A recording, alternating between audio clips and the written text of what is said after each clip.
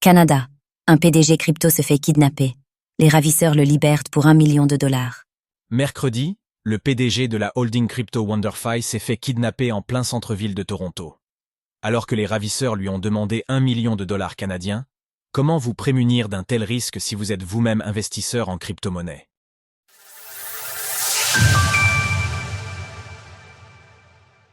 Un PDG crypto se fait kidnapper en échange d'une rançon.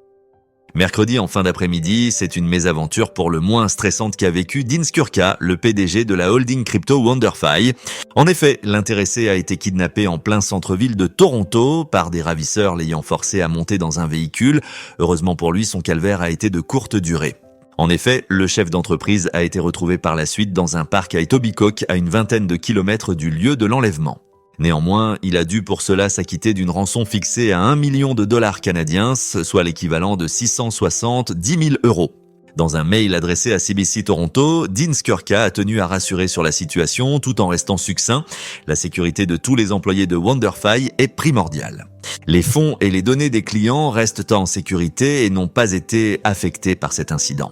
WonderFi étant coté à la bourse de Toronto, cet événement a toutefois eu un impact négatif sur le cours de son action, faisant chuter celle-ci de 10,81% lors de la séance de jeudi.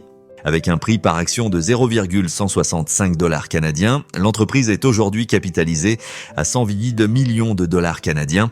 Comment se prémunir d'une situation similaire? Tandis que de telles histoires ont déjà connu des dénouements parfois tragiques, le regain de popularité de crypto-monnaies pourrait encourager des acteurs mal intentionnés à suivre cet exemple. Si vous êtes connu autour de vous pour avoir des investissements importants en crypto, quelques dispositions peuvent ainsi être prises. Outre la discrétion, la réponse la plus évidente est que si l'on venait à vous agresser, vous ne devriez pas être en mesure de transférer une somme trop importante.